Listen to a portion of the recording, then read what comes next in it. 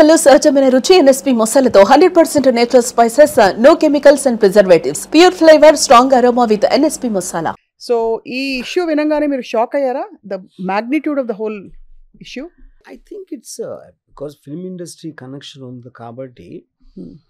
Obviously it will be highly publicized, but దీని మూలాన ఆగుతుందా అనేది separate question. And also I'm not very sure ఎలాంటి sections కింద తనని తీసుకున్నారు, దాని వ్యాలిడిటీ బియాండ్ ద పబ్లిసిటీ ఉందా లేదా అని కూడా I'm not very sure. But నాకు ఫ్యాసినేషన్ ఏంటంటే apart from what he he's done, ఈ బ్యాచ్ అందరూ అండ్ తను హీరోలకు చేసి తన రాబిన్ హుడ్ గొప్ప డబ్బులు ఉన్న వాళ్ళ దగ్గర కొల్లగొట్టి పేదవాళ్ళకి ఇస్తాడు అన్న టోన్లో మాట్లాడుతున్నారు అందరూ. అవును, whole internet is full of that. అంటే టోటల్ థింగ్ ఒక simple thing, it's a property. Film అనేది ప్రాపర్టీ. ఆ ప్రాపర్టీ ఎవరిదో ప్రొడ్యూసర్ ఎవరో చేశారు, అది అతను తీసుకెళ్ళి వేరే వాళ్ళకి ఇచ్చాడు without the producers consent. In the context of that is technically a crime. కానీ ఇక్కడ ఏంటి, ఏ వెబ్సైట్లో వచ్చింది, అది ఎవరు పెట్టారు, ఎక్కడ హోస్ట్ చేశారు, ఎవరెవరు డైరెక్ట్గా ఇన్వాల్వ్ అయి ఉన్నారు, ఇదంతా ఒక maze that will only happen in the investigation. ఏం చేయగలుగుతారు అనేది కరెక్ట్. ఇప్పుడు వీళ్ళు ఎంత కన్విక్షన్తో చెప్తున్నారంటే, ఇప్పుడు ఏంటి ఇక్కడ ఫస్ట్ మన వీడియో ఏం చూసాను నేను, మీరు టికెట్లు రేట్లు పెంచుతున్నారు, పాప్కార్న్ ఎక్కువగా అమ్ముతున్నారు, అదేమి చేయరు, ఐబామ్ని ఎందుకు అరెస్ట్ చేస్తారు అంటే, whole point of a free economy. ఇప్పుడు సినిమా అనేది ఇప్పుడు 500 కోట్ల సినిమా, 5 కోట్ల సినిమా, 50 లక్షల సినిమా ఎలా మీరు సేమ్ మెజర్ చేస్తారు? సో మ్యానుఫ్యాక్చరర్ ఇప్పుడు ఈ కప్పు నేను తయారు చేసాను అనుకోండి, ఈ కప్పు నాకు 1000 రూపాయలు అని చెప్తా. Whether the consumer will feel it or not, it is his choice. అంతే కదా. ఏదైనా సరే మీరు ఇప్పుడు ప్యాంట్ ఉంది, maybe you might get it for 50,000 or 5,000. అది ద పర్పస్ ఆఫ్ దాంట్లో ఆడు బ్రాండ్ చేశాడా, ఆడేదో ఏదో ఆడు స్పెషాలిటీ అనుకున్నాడా, కొనేవాడు ఫీల్ అవుతున్నాడా లేదా అనేది, this is how the whole eco system works in the context. మీరు సినిమా ఒక్కదాన్ని ఐసోలేట్ చేసి, cinema also is made with money, made with effort, made with time, made with reputations. ఇవన్నిటికీ వాళ్ళు ఏదో ఎందుకు అనుకున్నారు దీని ప్రైస్ ఇది. అప్పుడు ఆ ప్రైస్కి జనాలకు అది నచ్చలేదు అనుకోండి, చూడరు. ఇప్పుడు వీళ్ళ ఆర్గ్యుమెంట్ ఎలా ఉందంటే, బంగారం చాలా ఖరీదు, అందుకని బంగారు షూ ఎవరైనా దొంగిలిచ్చేస్తే ఆడి దగ్గర తీసుకుందాం ఫ్రీగా, అంత ధర పెట్టాడు, అందుకని అది దొంగిలించడం కరెక్టే అన్నట్టు ఉంది. అలా వాళ్ళ బేసిక్ ఆర్గ్యుమెంట్ ఎవరెవరైతే సపోర్ట్ చేస్తున్నారు. Right. So I think, general bottom level piracy is ఒక మనిషికి సహజంగా వాడికి కావాల్సిన బెస్ట్ చీపెస్ట్గా కోరుకుంటాడు. ఇప్పుడు ఆ రోజుల్లో నేను వీడియో లైబ్రరీ ఉన్న రోజుల్లో VHS క్యాసెట్లో వచ్చేది, లేకపోతే తర్వాత CDలు ఇలాంటివన్నీ వచ్చాయి. సో ఫ్రీగా దొరుకుతుంది అనుకుంటే టెంప్ట్ అవ్వనాడు అని కూడా ఉండడు ఫస్ట్. అవును. ఇక్కడ కాంప్లెక్సిటీ ఏమొస్తుందంటే, ఇప్పుడున్న దాంట్లో 100 కోట్లు రెమ్యునరేషన్స్ తీసుకుంటున్నారు, ఇన్ని కోట్లు అంటే ఇంటే మీకు ఒక క్రేజ్తో పాటు ఒక జలసీ పెరుగుతుంది. ఇప్పుడు వాళ్ళ ఆర్గ్యుమెంట్ ఎలా ఉంది, కోట్లు ఇచ్చేస్తున్నారు, మాకేమో టికెట్ రేట్లు పెంచేస్తున్నారు, డబ్బులు పెరిగిపోయినాయి అని. కోట్లు ఎందుకు ఇస్తారు ఎవరికైనా? అతనికి మార్కెట్ ఉంటే ఇస్తారు, అడగటానికి ఎవరైనా అడగచ్చు, అంతేనా? కానీ ఇచ్చేవాడు కదా, ఇచ్చేవాడు క్యాలిక్యులేషన్ కదా మాట్లాడేది. పర్టికులర్ హీరోకి 50 కోట్లు 100 కోట్లు ఇస్తున్నారు అంటే, అతని పేరు చెప్తే అంతమంది వస్తున్నారు, అతన్ని చూడటానికి అంతమంది వస్తున్నారు. ఆ వచ్చిన దానితోటి వీళ్ళు సినిమాకి ఎంత అయిందని ఆ 2 ఎడిషన్ చేసి మినిమం రికవరీ ప్రీవియస్ సినిమాలు ఆడిన దాన్ని బట్టి మీకు ఒక క్వాంటమ్ వస్తుంది. ఆ క్వాంటంలో ఇతని వల్ల వస్తున్నారు కాబట్టి మ్యాక్సిమం అతనికి వెళ్తుంది. ఆ క్యాలిక్యులేషన్ అని ఎవరు చేస్తాడు? ప్రొడ్యూసర్ చేయాలి. ఎవడైతే డబ్బులు పెడుతున్నాడో ఆడు చేస్తాడు. అంటే రూపాయలు వీళ్ళందరూ స్పెక్యులేషన్ ఏంటి దాంట్లో అంటే. కానీ యాక్చువల్లీ ఇది ఒక జెన్యూన్ ఇష్యూగా అనేక సందర్భాల్లో డిస్కస్ చేయబడుతుంది. ఇవాళ ఒక కుటుంబం ఈ మల్టీప్లెక్స్ లో సినిమాకి వెళితే, ఇదిగో ఇదే పాప్కార్న్ మీకోసం తెప్పించాము వర్మ గారు, ఈ పాప్కార్న్ ప్లస్ ఒక సినిమా కుటుంబం సినిమాకి వెళ్లే ఖర్చు 2,000-3,000 రూపాయలు అవుతుంది మినిమం. మరి దాని భారం ఎందుకు భరించాలి, ఎవరు భరించాలి? నేను అదే అంటున్నాను. ఇది సినిమా ఒకటే కాదు కదా, మీరు 5 స్టార్ హోటల్కి మంచి సీట్లాట్లో కూర్చొని తినాలని ఉంటుంది. మీకు బయట డాబాలో దొరికేది, అది నాకు రేట్లు సరిగ్గా తెలియదు, 50 రూపాయలు అంటే అక్కడ 5,000 ఉండొచ్చు అదే డిష్. అదేంటి, ఆ టోటల్ ఎక్స్పీరియన్స్కి వాడు పెడుతున్నాడు. అది వెళ్ళకపోవటం అనేది మీ ఏంటి, 5,000 పెట్టడం ఎలా తినాలి అంటే దేనికి? లేకపోతే మీకు ఏదో మామూలు కారు ఉంది, మర్సిడీస్ కార్ కావాలి, ట్రావెలింగ్కి 2 పర్పస్ ట్రావెలింగే. ఆ కార్కి అంత పెట్టాలా అలా అని ఏడిస్తే ఎలా కదా? That is whole point of free economy capitalism system అనేది బయట పెట్టకూడదు. దాంట్లో film is also commercial product. Commercial product ఎందుకు?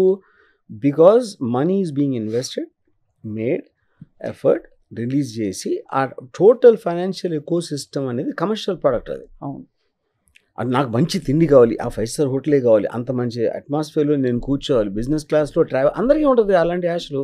కరెక్ట్. అయితే పాయింట్ అగ్రీడ్. అయితే నా పాయింట్ ఒకటే, ఇప్పుడు రాబిన్ హుడ్ మంచివాడా కాదా, మనకి ఒక కాన్ఫ్లిక్ట్లో ఉన్నాం. కరెక్టా? మీరు మీ దృష్టిలో మంచివాడా కాదా? అలాగే Pushparaj, great smuggler Pushparaj.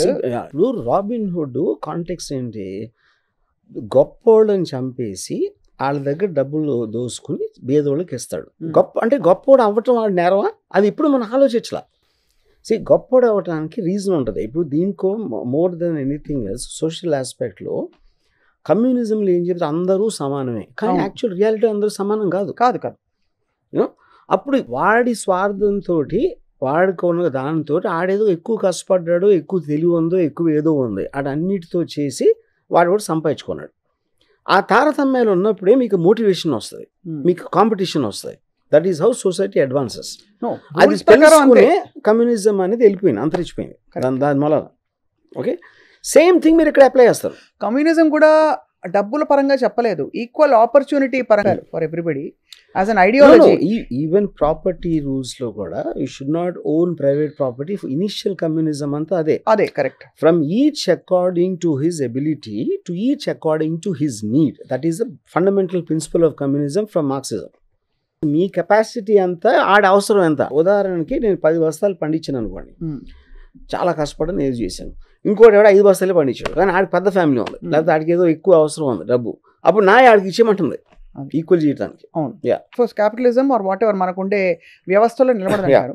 Fundamental question ఏంటంటే, ఇంతమంది జెన్జీ అనండి, ఎందుకు ఐబొమ్మ రవి చాలా తప్పు చేశాడు, పెద్ద నేరాలు చేశాడని తెలిసి కూడా సపోర్ట్ చేస్తున్నారు అనేది క్వశ్చన్. అంటే వాళ్ళకి తెలీదు, అంటే దే ఆర్ నాట్ అండర్స్టాండింగ్. అదే అంటున్నాను.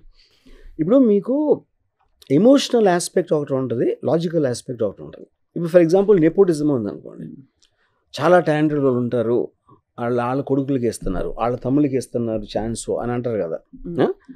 అక్కడ పాయింట్ ఏంటంటే, వాళ్ళ కొడుకు కాబట్టి మీ కొడుకు ఇస్తారా? ఇప్పుడు మీకు ఫెమిలియల్ దాంట్లో స్టేజ్లో ధీరుభాయ్ అంబానీ ముఖేష్ అంబానీకి ఇస్తాడు, ముఖేష్ అంబానీ తన కొడుకు ఇస్తాడు. అలాగే మీ ఇంట్లో కూడా అది జరుగుతుంది, మీ పిల్లలకి ఇస్తారు. ఎవరు ఎక్కడైనా సరే వాళ్ళ స్వార్థంతో వాళ్ళకి ఇస్తారు. సినిమా ఇండస్ట్రీ ఒకటే కాదు. ఇప్పుడు మీ ఎదురింటోడు కొడుకు, పక్కింటోడు కొడుకు, కానీ టాలెంట్ ఎవరు గుర్తిస్తారు? చాలా మంది టాలెంట్ ఉన్నవాళ్ళు అంటే నువ్వు చెప్తావా? ఆ ఎవడైతే అన్నాడో ఆడికి ఛాన్స్ ఇవ్వండి, డబ్బులు ఇచ్చి మన నెపోటిజం కిడ్తో తీద్దామా, లేకపోతే బయట చాలా టాలెంట్ అని నువ్వు అనుకునే నువ్వు తీస్తావా? తీయవు. మన జేబులో డబ్బులు పోనప్పుడు ఇష్టం వచ్చినట్టు బాగుతారు. This is a part of that. ఇప్పుడు ఎవరైతే ఒక సినిమా తీశారో పైరసీ మూలాన వాళ్ళకి వచ్చే నష్టం, వాడు పెట్టిన డబ్బు మర్చిపోతున్నారు, ఆడుకున్న రిస్క్ మర్చిపోతున్నారు. ఇవన్నీ మర్చిపోయి పాప్కార్న్ ఎంత అమ్మారు, లేకపోతే టికెట్ రేట్లు అంత పెట్టారు అంటే అప్పుడేంటి మీరు 5 స్టార్ హోటల్ ఎందుకు కట్టాలి? కట్టకూడదు. లేకపోతే ఏదైనా ఎనీథింగ్. అయితే ఒకటే క్వశ్చన్, పైరసీ ఒక పెద్ద నేరం, అది అసలు దాని గురించి డిబేటే లేదు వర్మ గారు. కానీ ఈ లక్షల కోట్ల మంది ఇన్ని ఏళ్లుగా ఈ చూస్తున్న సినిమాలు వాళ్ళందరూ తెలిసే చూస్తుంటారు కదా. నేరుగా మనకి డిస్ట్రిబ్యూటర్ మన ఇంటికి పాపం మనం పైరేటెడ్ వర్షన్ చూస్తాం మన ఫ్యామిలీ సమేతంగా అని చెప్పి పండక్కి గిఫ్ట్ పంపించారు అనుకోరు కదా. ఇది తప్పు చేస్తున్నాం అని తెలిసే అంత ఇంకితం ఉంది కదా. మరి వాళ్ళందరినీ ఏం చేయాలి? ఎవరందరినీ? ఈ పైరేటెడ్ వర్షన్స్ చూసిన వాళ్ళందరినీ, పైరసీ సినిమాలని చూసే వాళ్ళని ఏం చేయాలి? పైరసీ సినిమాల గురించి ఇలా ప్రోత్సహిస్తూ నేను అదే అంటున్నాను, అది లాలో లేదు కదా. లాలో దానికి కాదు. ఇప్పుడు దొంగ సామాను కొనకూడదు అని ఉంది అనుకోండి, ఎవరో దొంగలిచ్చారు, నేను దొంగలిచ్చలా, ఆ దొంగలిచ్చిన సామాన్ని నాకు ఇచ్చాడు. నాకు ఇచ్చినప్పుడు అది దొంగతనం చేసి ఇచ్చాడా లేదా అనేది నాకు ఒక పాయింట్, నాకు తెలుసా లేదా అనేది ఒక పాయింట్. ఇప్పుడు తెలిసే పాయింట్. రెండో పాయింట్ ఏంటంటే, దొంగ సామాను కొన్నందుకు దానికి ఒక సెక్షన్ ఉందా లేదా పైరసీ ఆస్పెక్ట్లో, దట్ ఈస్ నాట్ దేర్. ఇప్పుడు మీకు డ్రగ్స్లో కూడా యూజర్కి పనిష్మెంట్ ఉండదు. వారు దాన్ని మళ్ళీ అమ్మటము ఇలాంటి పెడ్లర్కి మాత్రమే చేస్తేనే ఉంటుంది. అవును. So they are considered person. The consumer will always be safe in the context. అదే కాకపోతే కన్స్యూమర్ డిమాండ్ బట్టే వస్తుంది. ఇప్పుడు ఏం చేస్తారు వీళ్ళందరూ, హీరోస్ అందరూ కూడా పైరసీని ప్రోత్సహించకండి, సినిమా ఇండస్ట్రీని బతికించండి అంటారు. యాక్చువల్ ట్రూత్ ఏంటంటే పైరసీ అనేది లేకపోతే డబ్బులు ఇంకా ఎక్కువ వస్తాయి. అవును. ఎక్కువ వస్తే రెమ్యూనరేషన్ ఇంకా ఎక్కువ పెరుగుతుంది. కానీ ఇప్పుడు నేను ఒక హీరో ఫ్యాన్ అయితే ఆ హీరో ఫ్యాన్ సంబంధించిన సినిమాని నేను తక్కువ కాస్ట్లో చూడాలి అనుకుంటాను. కానీ నా డబ్బులు ఇచ్చేసి అక్కడికి ఇంకా ఎక్కువ డబ్బులు రావాలని ఎవడు అనుకోడు. అది మనిషి స్వార్థం, నేచర్లో ఉండే ఇది. అది ఎంత ఫ్యాన్ అయినా సరే. అంటే ఇప్పుడు ఆడికి ఫ్యాన్ క్వశ్చన్ కూడా కాదు. సినిమా చూడటం అనేది మీరు ఒక ప్రోడక్ట్ తీసుకుంటున్నారని మీకు ఎంజాయ్మెంట్ కోసమే కదా తీసుకునేది. నా డబ్బులు నేను పోగొట్టుకుని హీరోకి ఇంకా డబ్బులు రావాలని ఎందుకు అనుకుంటాడు ఎవడైనా? So fundamentally that is coming from the people.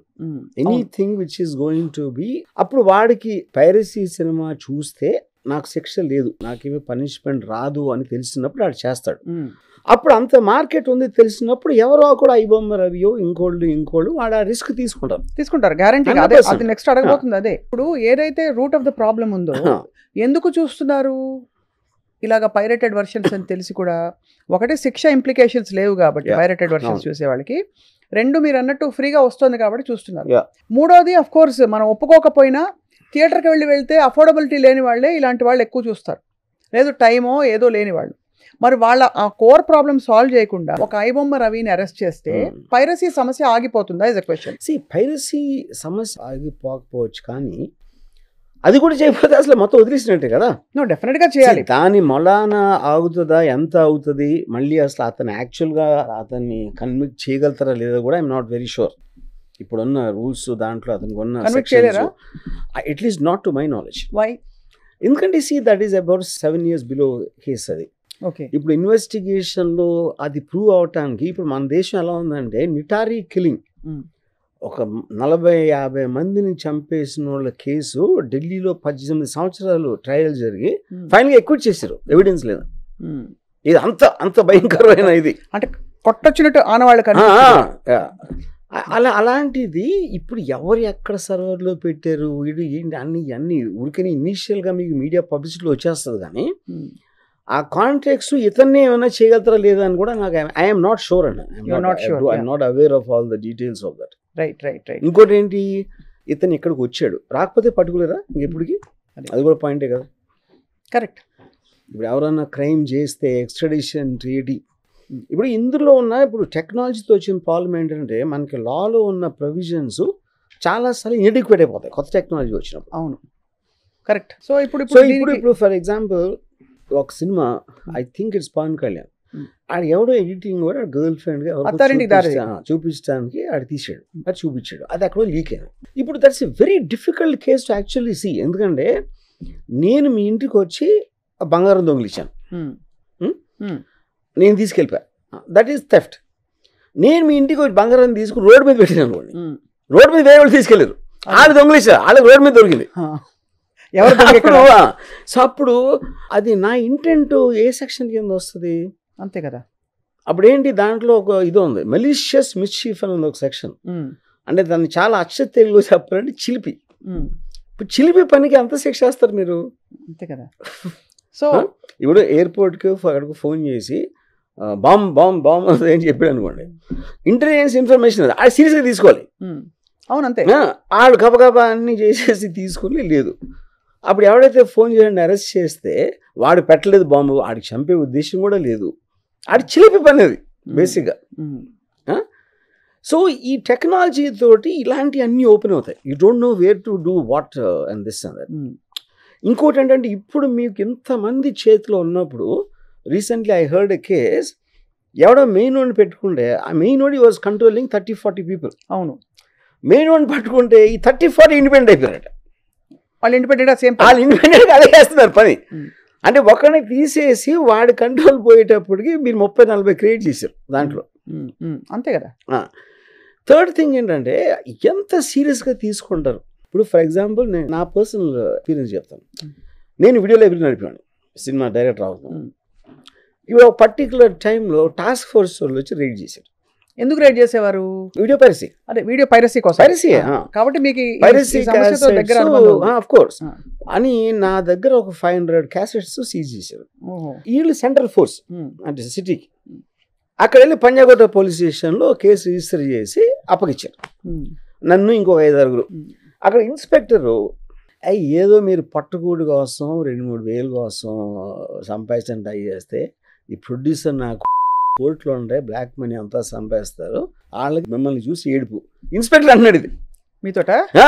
ఇప్పుడు technically what we did is crime. అవును, కానీ అతని హ్యూమన్ బీయింగ్ గా అతని పాయింట్ ఆఫ్ వ్యూలో అతనికి నా మీద ఎక్కువ సింపతి ఉంది.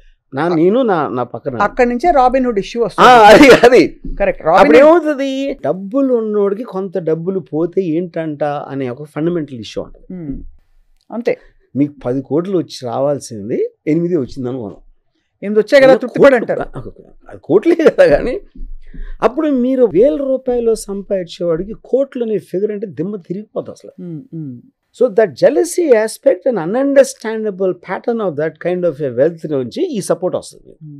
ఇంకోటి ఏంటి, ఇప్పుడు ఐబొమ్మని వాడుకుని ఆ అడ్వర్టైజ్మెంటా లేకపోతే కరస్పాండింగ్ వేరే బెట్టింగ్ యాప్ ఇలాంటివి సంపాదిస్తే ఆ డీటెయిల్స్ నాకు అర్థమవు కదా.